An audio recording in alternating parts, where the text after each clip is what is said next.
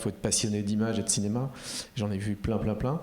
Et donc, l'image sans musique, on imagine assez vite une musique. On peut même l'imaginer au moment du script, imaginer un climat.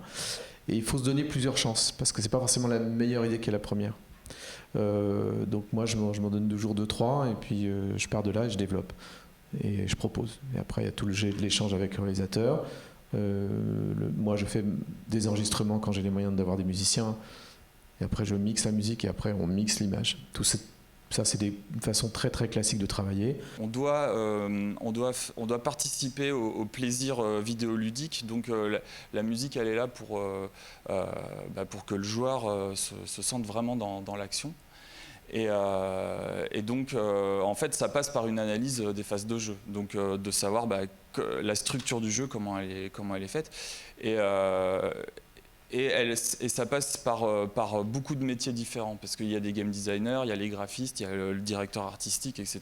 Et tous ces gens-là, sur des studios là, dans lesquels je travaille, c'est une 50aine de personnes. Donc il faut arriver à récupérer des informations très diverses et à les confronter avec ce qui est possible par rapport au code, parce que c'est énormément de scripts aussi, hein, comme on a vu avec Opus Modus. Et moi j'avais une question, c'était sur le trigging. Comment tu gères le déclenchement d'une musique par rapport à une séquence, l'action du joueur? Je veux que ce tel paramètre il déclenche tel autre paramètre. En fait, mon boulot au début en pré-prod, c'est de faire des diagrammes. Je fais des diagrammes avec toutes les phases de jeu, avec toutes les différentes interactions, etc. Et mon collègue qui est sound designer, c'est à lui d'implémenter ça dans Wise. Et après, il y a un programmeur audio qui va développer les outils pour qu'on puisse faire ça.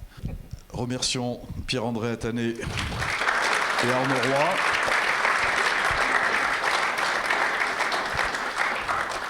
Merci en tout cas d'avoir posé en substance des questions qui trouveront leur réponse sans doute dans la dernière table ronde.